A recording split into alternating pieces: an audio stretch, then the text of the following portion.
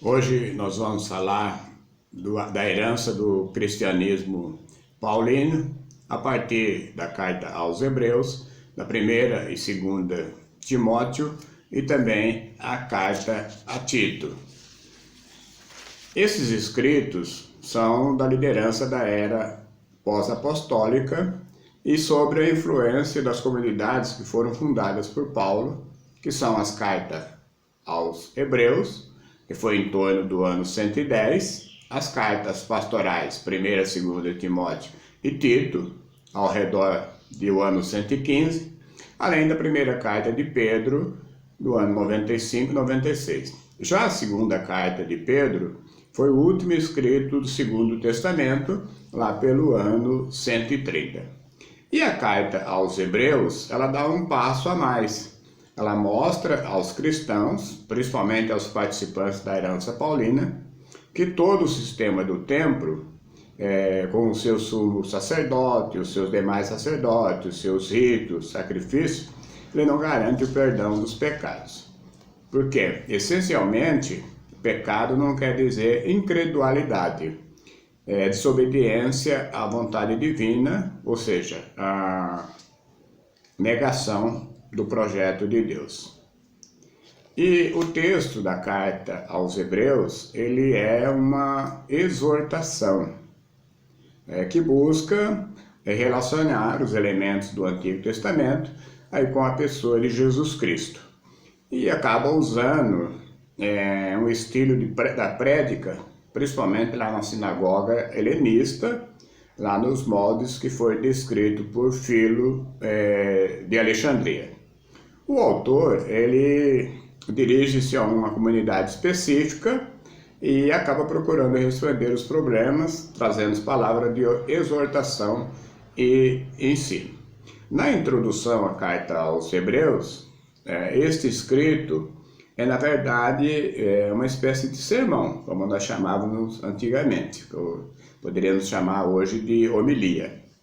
Os versículos finais, eles seriam um bilhete que acompanhou todo o texto, né? E aí aparece uma menção a Timóteo e é responsável por sua atribuição a Paulo. Nós vamos pegar aqui o capítulo 13, versículos 22 a 25 da carta aos Hebreus. Então, capítulo 13, versículos 22 a 25. Esse capítulo, ele vai mostrar a conclusão final da carta aos Hebreus. Irmãos, peço que vocês acolham esta palavra de exortação. Foi por causa disso que lhe escrevi poucas palavras. Quero informar-lhes que nosso irmão Timóteo foi posto em liberdade. Se ele vier logo, eu o levarei comigo quando for aí para ver vocês. Saudações a todos os dirigentes e a todos os cristãos. Os da Itália mandam saudações para vocês. Que a graça esteja com todos vocês. Então a carta ela tem também aí uma redação, né, e por causa do seu conteúdo, que é um conteúdo incomum, de um estilo completamente diferente, os estudiosos são unânimes em afirmar que o seu autor, ele não é Paulo, mas talvez aí um discípulo da segunda geração, provavelmente um discípulo dos anos 90 depois de Cristo. E a carta ela traz uma bonita mensagem, né, que o autor ele dirige-se aos judeus convertidos ao Evangelho e ele explica que agora nós temos um sacerdócio e um sacrifício melhores. Porque Jesus Cristo, a qual se oferece a si mesmo, e assim ele instaura a nova aliança. E essa nova aliança, ela substitui e supera definitivamente a anterior. No capítulo 8, versículo 1, diz que Jesus não foi apresentado para morrer como um animal indefeso, sem vontade, mas morreu porque se apresentou. E a sua morte ela é consequência de um modo de vida baseado na justiça e na partilha. Então, aí tem uma proposta de divisão da carta, né, que tem abertura no capítulo 1, versículo de 1 até 4, depois Jesus Cristo, Filho de Deus, nosso irmão, Jesus, o sumo sacerdote misericordioso, tem um valor incomparável do sacerdócio de Cristo, que aparece no capítulo 5, do 11 até o 6, 20, um sumo sacerdote novo, né, que é o espelho do sacerdócio de Melquisedeque, no capítulo 7, versículos do 1 até o 28, e ela tem um tema central, que é Jesus, o sacerdote de uma nova aliança e definitiva. Depois a fé e a conversão, aparece no capítulo 11, a vida cristã aparece no 12, e a conclusão e as saudações final no capítulo 13. Então isso é um pouco apanhado da carta aí aos Hebreus. Nas cartas de Paulo aparece sempre algumas saudações, né? A saudação principal que aparece nas cartas de Paulo é a seguinte: que a graça e a paz da parte de Deus nosso Pai e do Senhor Jesus Cristo esteja com vocês. Tem que prestar atenção que essa é uma saudação litúrgica. Por que ela é uma saudação litúrgica? Porque nas missas, né, é a saudação que o sacerdote faz. Normalmente é feita uma saudação, que a graça e a paz de nosso Senhor Jesus Cristo, o amor do Pai e a comunhão do Espírito Santo estejam com cada um de vocês. Então, Paulo, ele criou e introduziu, aí com algumas mudanças, em todas as cartas que dirigiu às comunidades. Então, a graça, ela recorda aí o carinho que Deus tem para com o seu povo. A paz faz pensar na plenitude dos bens que Deus criou para todos. Sem a gente viver profunda e intensamente a fraternidade, a solidariedade, a partilha e a justiça, nós corremos o risco de, em vez de chamar a Deus de Pai, e transformá-lo num ídolo que discrimina e exclui. Então, todas as cartas, além do agradecimento, que é um agradecimento onde a fé se traduz em amor, então é uma grande característica de Paulo iniciar as cartas agradecendo a Deus. Talvez a única exceção aí é a carta aos Gálatas, né, que foi uma carta escrita com muita paixão, com muita urgência, com muita revolta. Mas dá para a gente perceber no capítulo 13, o trecho que eu li, que dos versículos 22 a 25, na carta aos Hebreus, tem lá um agradecimento final. No capítulo 1, nos versículos 2b de 1º e 2º Timóteo, também aparece o agradecimento. No capítulo 1, versículo 4 da carta de Tito, também aparece. E no capítulo 1, versículo 2, na segunda carta de Pedro. Então, esse é um pouco um apanhado aí da carta aos Hebreus.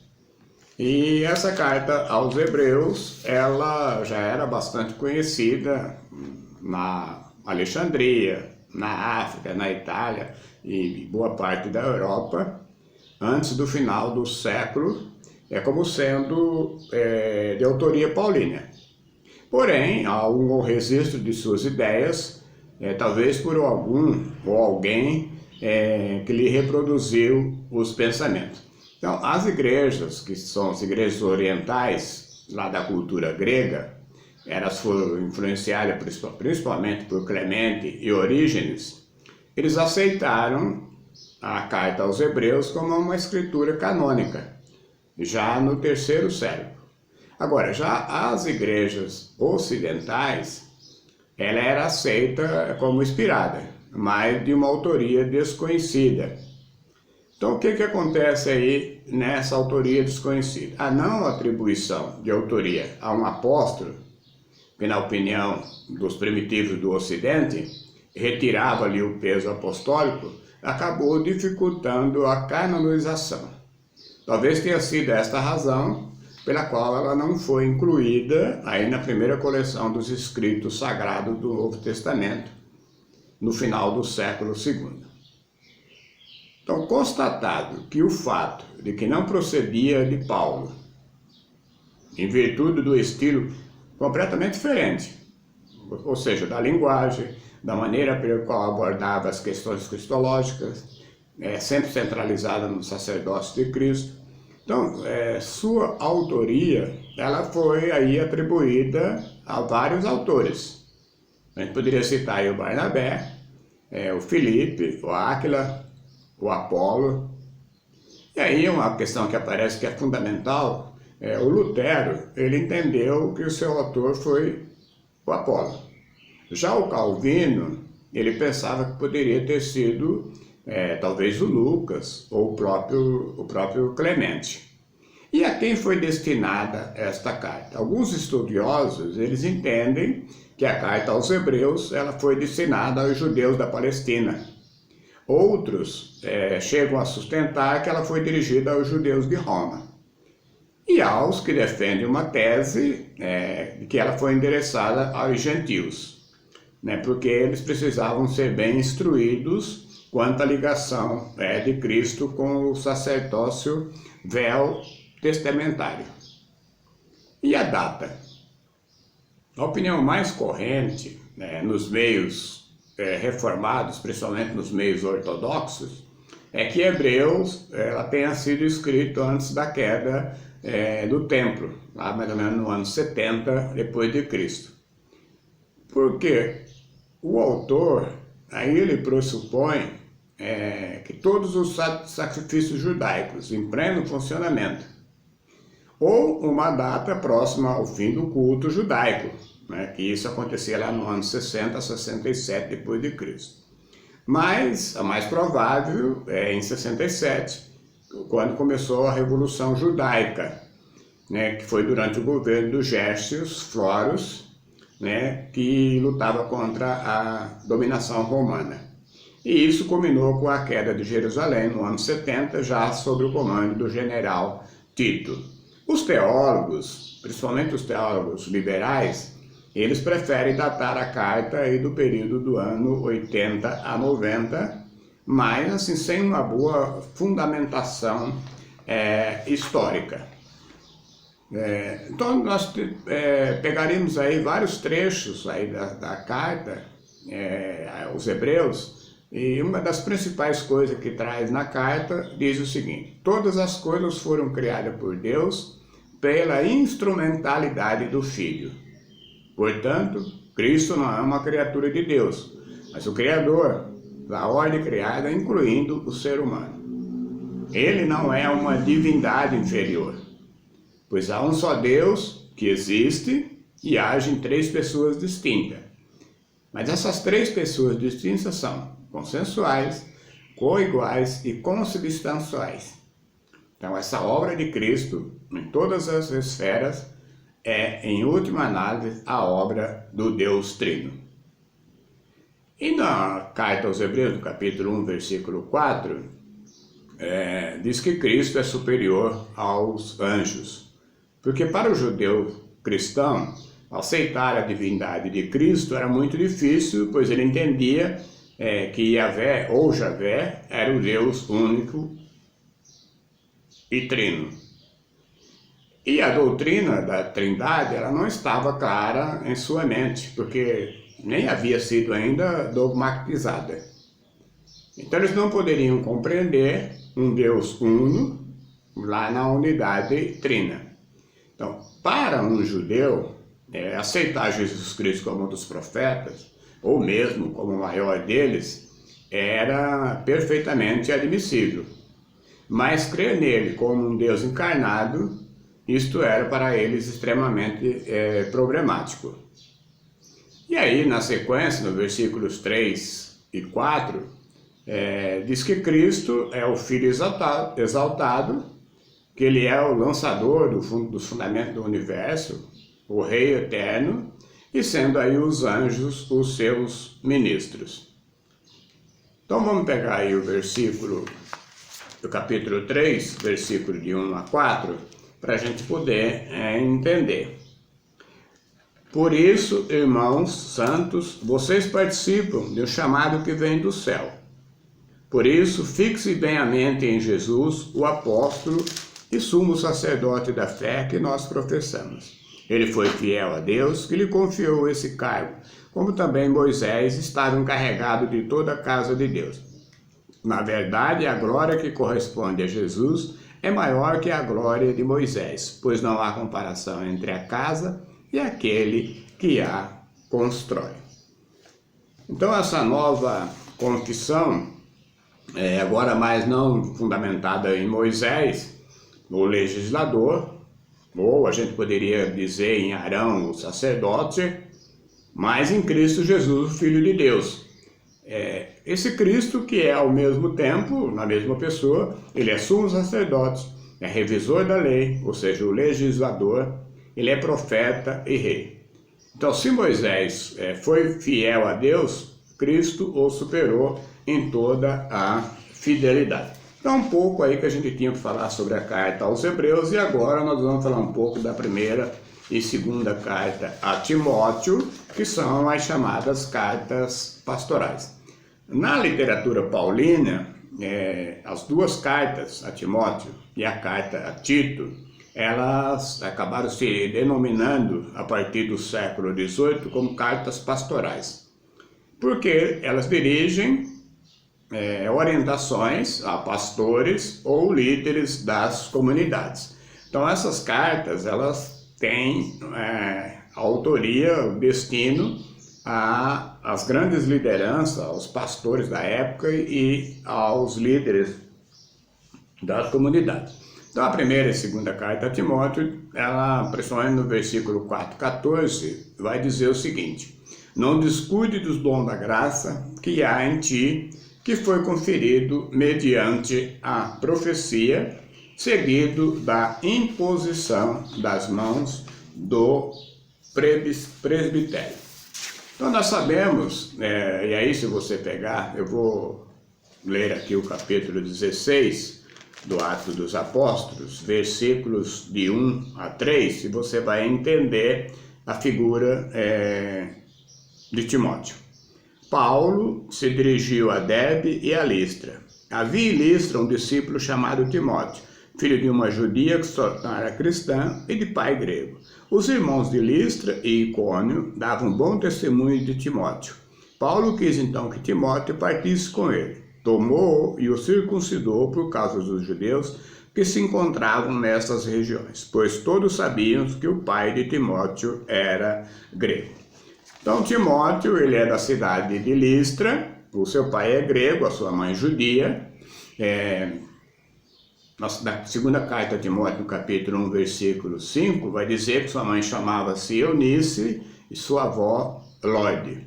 Então, na segunda viagem Paulo o convida para integrar a sua equipe missionária. E aí ele acaba tornando um dos seus auxiliares de confiança. Ele é coautor, Timóteo é coautor de várias cartas, a 2 Coríntios, a Filipenses, Filemão, Colossenses, 1ª e 2ª Tessalonicenses.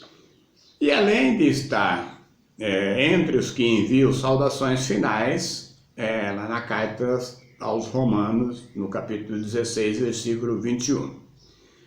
E o Timóteo ele foi enviado para fortalecer a fé, principalmente dos Tessalonicenses e também do pessoal de Coríntios. E também foi numa grande missão lá com as comunidades de Filipos.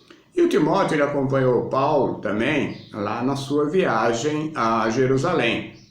E nessa viagem a Jerusalém eles levavam lá uma coleta solidária. Segundo Hebreus 13, 23, ele também estava preso por causa do Evangelho.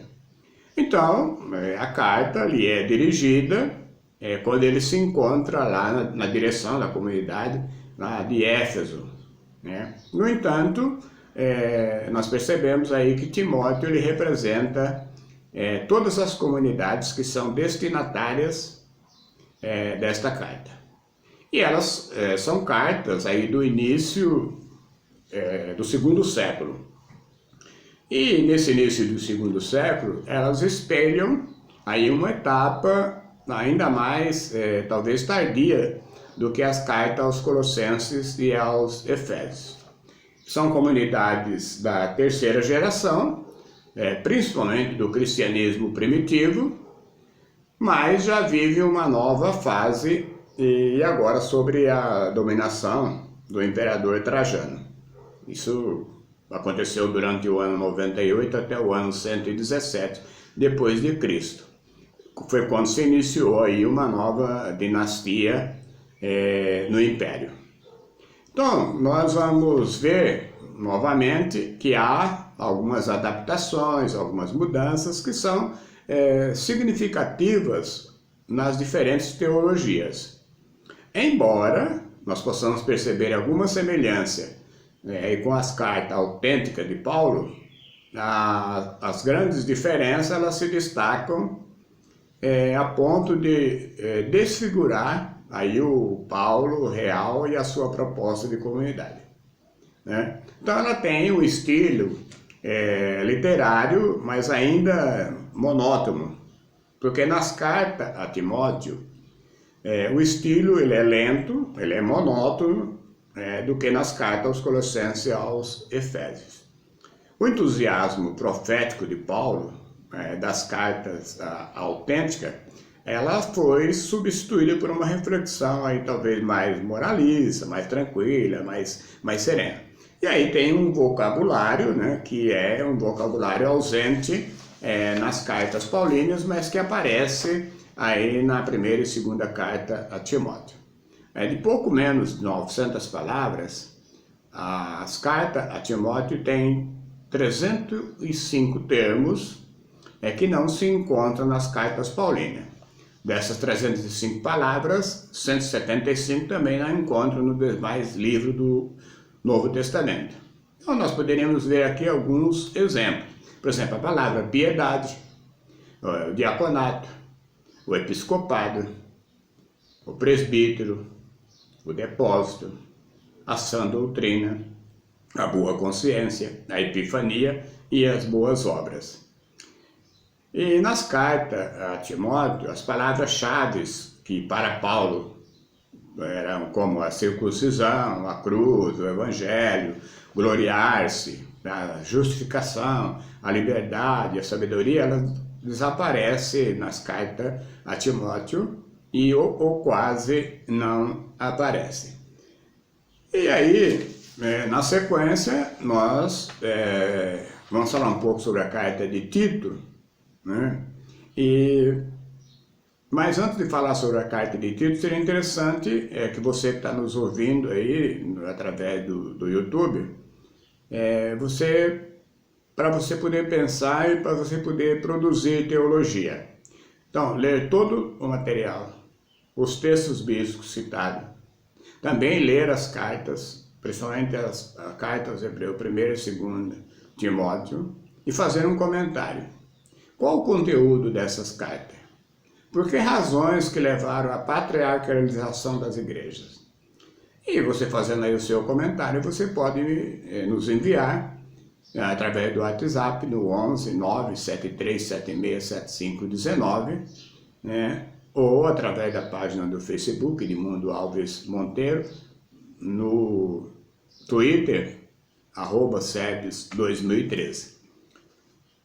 Então, voltando aí na questão da carta a Tito, o capítulo 1, versículo 5 vai dizer o seguinte: eu te deixei em Creta para cuidar da organização e ao mesmo tempo para que constituas presbítero em cada cidade. Então essa era a função que foi designada a Tito. E Tito ele está ausente aí no livro de Atos, porque ele não tem parentescos com judeus, mas ele foi com Paulo ao concílio de Jerusalém, foi muito fiel à liberdade diante da lei. Um outro fato interessante que Paulo não o circuncidou, está lá em Gálatas capítulo 2, versículo 1, E Tito, ele reconciliou Paulo com as comunidades de Coríntios. Ele ajudou também, quando coordenou a coleta em favor das igrejas pobres da Judéia, e exerceu a missão lá na Dalmácia, que é a atual Iugoslávia, e, segundo Tito, Paulo deixa em Creta, uma ilha a sudeste da Grécia, para organizar as comunidades de lá. Então Tito, ele representa aí as comunidades a quem é dirigida esta carta. E o autor da carta, ele se apresenta com dois títulos, são dois títulos importantes, que é servo e apóstolo. E isso é uma grande síntese da missão em toda a Bíblia, né? De você ser o servo e apóstolo. No Antigo Testamento, o título mais comum dado aos profetas era esse título de servo. Não era chamado de apóstolo, mas de servo. Isso aparece lá no Isaías 42, versículo 1, no 49 também, versículo 1, no 50, versículo 4 e no 52, versículo 13. Então você pode pegar a sua Bíblia, depois da sua casa, com muita tranquilidade, pegar esse texto de Isaías e você vai ver que os profetas do Antigo Testamento eram chamados de servo. Mas quem é Tito? Um discípulo ou um admirador de Paulo? Onde ele escreveu? Onde escreveu? Possivelmente em Éfeso, né, que era o centro aí de difusão da grande herança paulina. Então, eu já disse lá no começo que a carta foi escrita pelo ano 115 depois de Cristo. E o destinatário da carta se chamava Tito, né? Tem uma passagem que diz que filho de Paulo, por causa da fé comum. Mas em outras cartas, Paulo também chama de filho a Timóteo.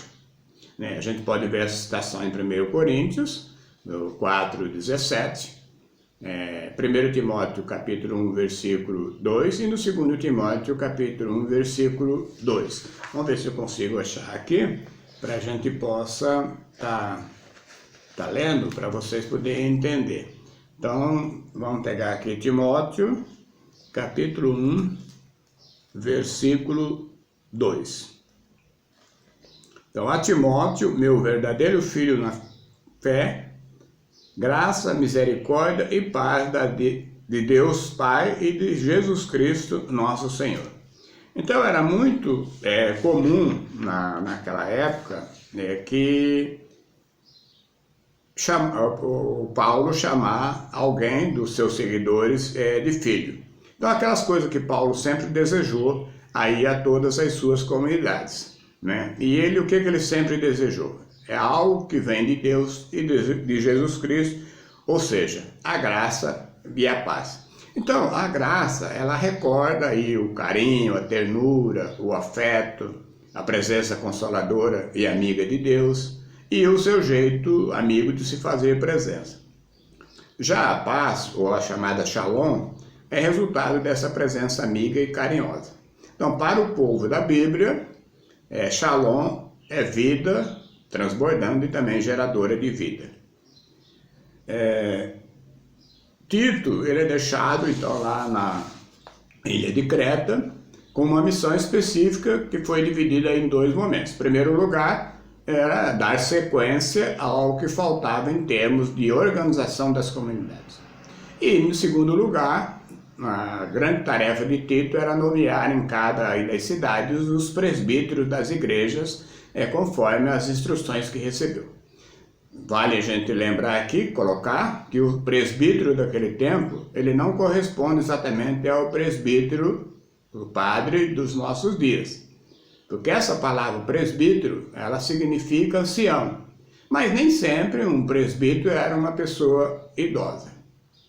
Já no versículo 7, fala de um dirigente, lá, que em grego se diz episcopo, palavra da qual surgiu para nós os bispos. Então, o capítulo 2 da carta aos Hebreus tem um momento distinto. O primeiro, ele oferece normas de como agir com os idosos, as idosas, os jovens, os escravos. E o segundo, isso está no capítulo 2, versículo de 1 a 10. O segundo apresenta o porquê de se fazer isso. né? Porque o cristão ele abandonou a impiedade para abraçar um novo modo de viver, de se relacionar com as pessoas, em vista aí de uma esperança futura, né? Ou seja, a manifestação da glória de Jesus Cristo, nosso grande Deus e Salvador. Então ela é dirigida aos idosos, ou seja, aos cristãos da terceira idade, que passam aí dos 60 anos. E o que é pedido a esses idosos? 6 coisas. 3 tiradas do código da ética do mundo grego, que seria a sobriedade, a respeitabilidade e a sensatez. E outras 3 são qualidades aí tipicamente cristãs, ou seja, força na fé, no amor e na paciência. A segunda orientação é para as mulheres, né? As mulheres da terceira idade, mostrando aí o ideal da mulher, principalmente da mulher daquela época e da sociedade daquele tempo. Então era uma sensatez, né? Uma sensatez traduzida aí na relação das palavras, que as mulheres não fossem caluniadoras, no autodomínio, não fossem escravas de bebidas excessivas, e nos frutos que essa sensatez produz, ou seja, bons conselhos às mulheres recém-casadas. E o terceiro grupo são de pessoas contempladas, os jovens, né? Trata-se tanto dos jovens em sentido estrito, quanto das pessoas adultas, que são pessoas abaixo dos 60 anos. E o que ele pede? Simplesmente bom senso em todas as coisas, né? Por isso que a carta, para explicar melhor, ela volta para Tito, que certamente é jovem, ou ainda ele não chegou à terceira idade. E finalmente a carta trata aí dos escravos, né? Finalmente ela se volta para os escravos, que dentro do Império Romano eles constituíam 2/3 da população, e era praticamente a espinha dorsal aí da economia do Império.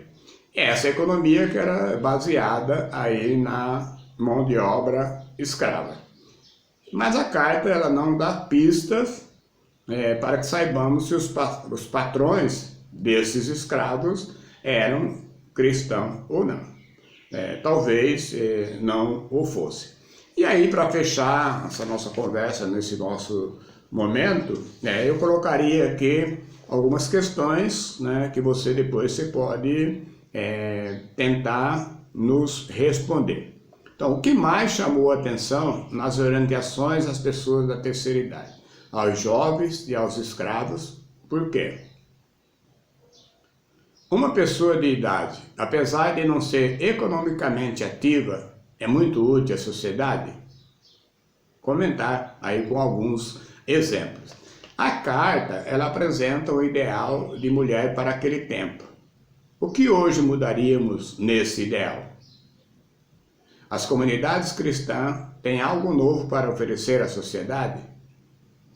Em que se diferenciam deste mundo cruel e desumano que nos cerca?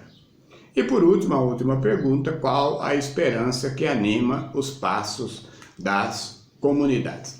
Então fica aí esse questionamento e você pode, mais uma vez relembrando, através do WhatsApp 11 973767519, na página do Facebook Edmundo Alves Monteiro, no canal do YouTube, no nosso canal, e através do Twitter, @sebes2013. Espero ter contribuído aí com essa breve introdução sobre a herança do cristianismo paulino através das cartas aos Hebreus, 1ª e 2ª Timóteo, e a carta a Tito.